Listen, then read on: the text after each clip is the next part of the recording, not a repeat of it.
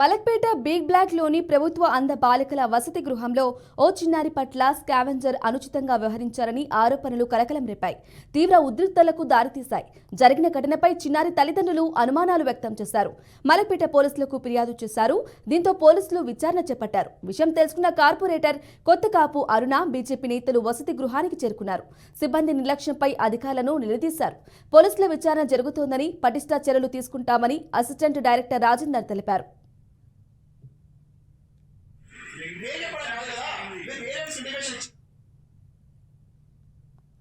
Blind హాస్టల్కి ఏడీ గారిని పిలిపించి, ఏడీ రాజేందర్ గారిని పిలిపించి, ఇక్కడ ఉన్నటువంటి ఏదైనా లోపాలు ఉన్నాయా అవన్నీ మీరు కూడా మంత్లీ కానీ ఒక 15 డేస్కి ఒకసారి కానీ ఇన్స్పెక్ట్ చేసి ఇక్కడ ఉన్నటువంటి ఏదైనా రిక్వైర్మెంట్ ఉందా అవన్నీ పూర్తిగా చేయాలి అని చెప్పేసి వారిని కోరడం జరిగింది.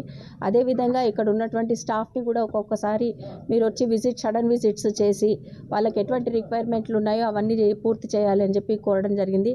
ఎందుకంటే ఇక్కడ ఈ దరిదాపులలో ఇది మెయిన్ బ్లైండ్ గర్ల్స్ హాస్టల్ కాబట్టి దరిదాపులలో ఎవ్వరు కూడా అంటే ఒక మనిషి అనేటోడు సరిగ్గా ఉండరనమాట. అంటే ఇది అంత కంప్లీట్ పాడుబడిన క్వార్టర్స్ కాబట్టేసి ఇక్కడ ఎవరన్నా ఉంటే కూడా ఇబ్బంది ఉంటుంది కాబట్టేసి సార్ని కూడా వచ్చి ఇక్కడ అంటే ఈ గర్ల్స్కి ఒక సెక్యూరిటీ కావాలి అని చెప్పేసి కోరడం జరిగింది. అదేవిధంగా ఇక్కడ ఉన్నటువంటి కొంతమంది అంటే ఇక్కడ స్కావెంజర్స్ కూడా జెంట్స్ వస్తున్నారు. మళ్ళీ ఇప్పుడు కొత్తగా మ్యూజిక్ టీచరు జెంట్స్ వస్తున్నారని చెప్పి తెలిసింది. కాబట్టి వాళ్ళని కూడా జెంట్స్ కాదు లేడీసే ఉండాలి అని చెప్పేసి వారిని కోరడం జరిగింది. అదేవిధంగా వారికి ఒక లెటర్ కూడా రిప్రజెంట్ చేయడం జరిగింది.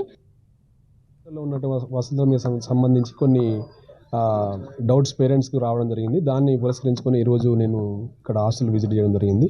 సో హాస్టల్లో ఉన్న వసతులకు సంబంధించి పూర్తిస్థాయి పేరెంట్స్తో కూడా మాట్లాడడం జరిగింది. సో ఏదైనా అంటే ఇక్కడ సెక్యూరిటీకి సంబంధించి కూడా పిల్లల విషయంలో అన్ని జాగ్రత్తలు కూడా తప్పకుండా తీసుకుంటామని, మరియు అక్కడ కమిటీ కూడా ఒకటి కాన్స్టిట్యూట్ చేయడం జరిగింది. కమిటీ వారితో కూడా మాట్లాడి వాళ్ళందరికీ సమక్షంలో పిల్లలతో కూడా వాళ్ళ కష్టాలు, నష్టాలు, ఇబ్బందులు ఏమైనా ఉన్నా కూడా వాటికి సంబంధించినటువంటి వాటిని పూర్తిగా మా తరఫున ఏదైతే చేయాలో తప్పకుండా అవి చేస్తామని నేను మీకు అందరికీ తెలియజేసుకుంటున్నాను.